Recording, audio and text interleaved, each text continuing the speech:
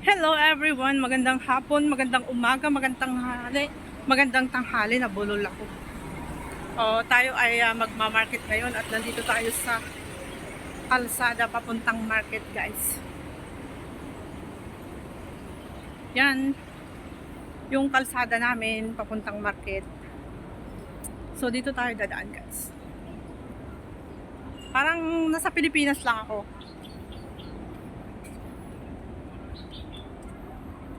Magma-market tayo ngayon, bibili tayo ng ingredients para sa aking lulutuin na soup. Magluluto tayo ngayon ng soup. Soup ni Madam Damin.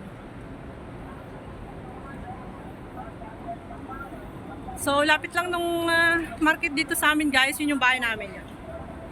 Yan yung bahay namin. Yan. So, walking distance lang. Kahit na ako'y nakapangbahay, nakachinelas, okay lang din kasi lalakarin ko lang 5 minutes. So, nandito na tayo ngayon sa market, guys. Mamili tayo ng mga gulay at saka yung ingredients ng aking lulutuin na soup. Backcam natin para